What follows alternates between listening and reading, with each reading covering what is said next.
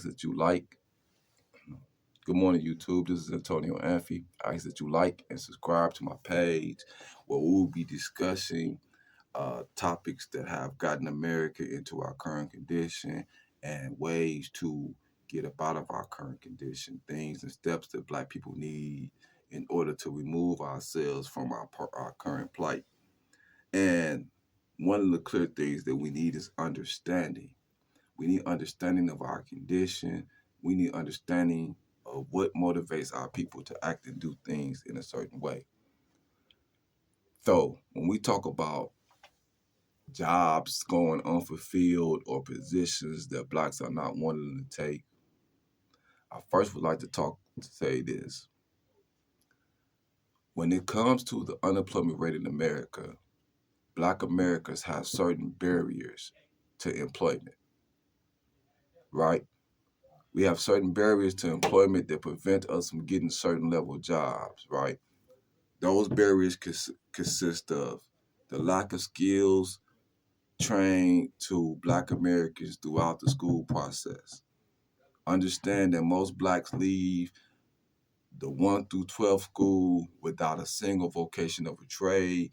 Therefore, they are only able to obtain miscellaneous, low-paying wage labor jobs. Researchers say the rise of joblessness among Black men has become a crisis, and its financial impacts are having a ripple effect.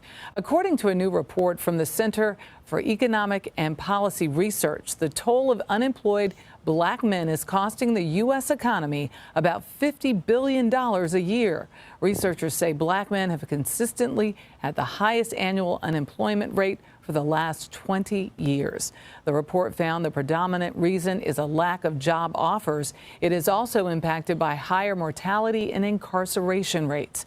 Researchers say with communities that with larger populations of working Black men experience lower crime rates and better educational opportunities for children.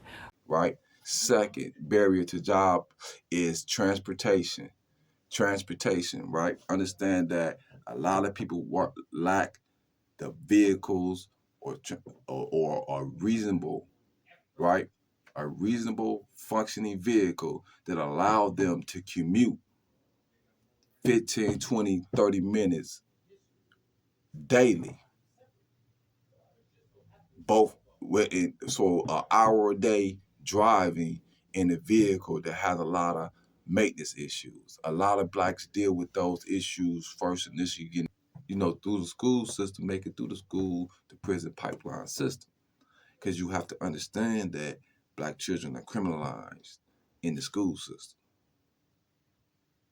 The things that white kids do when you hear them talk about this white politician grew up tough, rough neighborhood. Grew up have to scrap it, have to scrap. They say this about white politicians. But when you hear this about Black politicians, when you had to fight and grew up in rough neighborhoods, the police got involved. They criminalized your youth. While that is used as accolades in white people political careers. So when they criminalize your children, give your children tickets for fighting, those become barriers to employment because those tickets carry the penalty of suspended license. That penalty does not occur until you start to apply for your license. Due to the fact that we're in the inner city in Milwaukee, they took in driver's ed out of high school. And as results from these type of policies, if you look at it, after they took driver's ed out of high school, car thefts rose. Because you was no longer able to give your child your car on Fridays and Saturdays for him to hang out with his friends because he didn't have his license and you was not able to afford to pay the extra dollar for your child to get his license. So now we're dealing with a mass car theft because you expected your children to be able, because you expected your children to accept that they were going to be denied a part of their lives that you had benefited from when you were the child grabbing the parents' car, going cruising to parties and things of that nature, but having to be responsible for your parents' car because it was your parents' car. See, so now when you move that, now they don't have to be responsible for the car because they're still in the car. All this adds to the criminalization of black youth. Yes, true. Also, it's criminalizing black youth. If you ever look at any of them tickets that those youths got for fighting when they was young, even in elementary school, those tickets suspend their driver's license. That is a barrier to work. We have black people with their license suspended for child support. You're placing barriers for black men to go to work. You're preventing them from being able to go and achieve certain jobs.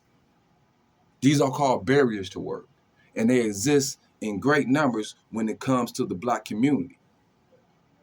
So every job that's open is not necessarily available or feasible for a person to take, depending on their current circumstance or situation.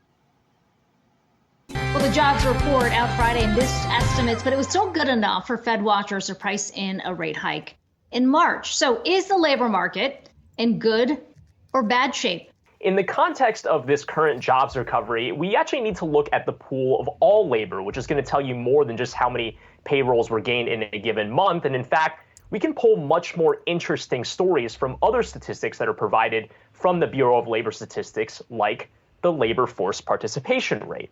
And it's calculated as the entire labor force available to work divided by the whole population that's over 16 years old, because of course, we're not trying to put 5-year-olds to work here. But what does the labor force, the numerator here, mean?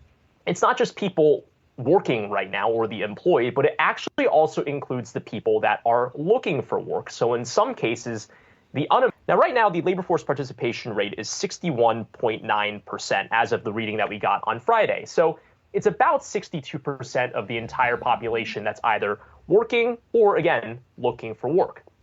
Now, big disruptions that have happened since then, it's really no surprise that the labor force participation rate is therefore down. So pre-pandemic, LFPA was about 63%. That cratered to about 60%, and then we bounced back a little bit. But to be honest, we can't really crack that 62% level. Now, on the surface, people might be saying, okay, we went from 63 to 62%. So that's really not that bad, right? But consider that every 1% drop in the labor force participation rate is a difference of about 2.6 million Americans at work. So that's maybe not a great thing, but For more on this, I want to bring in Algernon Austin. He is the Director for Race and Economic Justice at the Economic Policy Institute. He's also the former director of the Race, Ethnicity, and the Economy program. Thanks for joining us. I want to get right into this. So what are the factors that we're talking about contributing to this high unemployment rate, these levels of black men who just, want to see change here? What does need to happen? Well, we need it to be a national issue. Clarify that the official unemployment numbers undercounts the magnitude of joblessness for black men. The moment black men face a considerable amount of discrimination in the labor market because of race, because they're black men, because they may be formerly incarcerated, because of disability, all these factors, and disabilities are three of the major factors. Yeah, and the economically depressed communities. Yeah, I know a lot of economists have a major problem with the way unemployment is counted. They say it's a flawed system. But I'm curious, those unemployment levels of black men running much deeper than just not having a job. It's also perpetuating the wealth gap in this country, because for every month a black man's not working, that's less money for his family, which means less opportunity on a host of measures. So talk about that cycle. Absolutely. A job is fundamental. That's the foundation upon which people build wealth. If you don't have a job, for the average black person, if you don't have a job, you're losing wealth, you're spending down your savings, you're selling assets, or you're going into debt. You're putting things on credit cards, you're going to predatory lenders, and that just puts you further and further behind. It also, can damage your credit rating, so makes it much more difficult that you can get an asset like a home or a car in the future. So it really does contribute significantly to the wealth disparities that we see in our society. Do we have any idea of the mental health toll this is having on Black men or their wives and children, for that matter? This is a very important question that you ask, and we need to do more research on that. But we know that joblessness is going to cause stress, anxiety, can lower your self-esteem significantly, particularly if you have people depending on you for support. All of the mental health challenges gets multiplied when you think, oh, I'm letting down my family because of my joblessness. So yes, it contributes a significant amount to mental health stress and duress.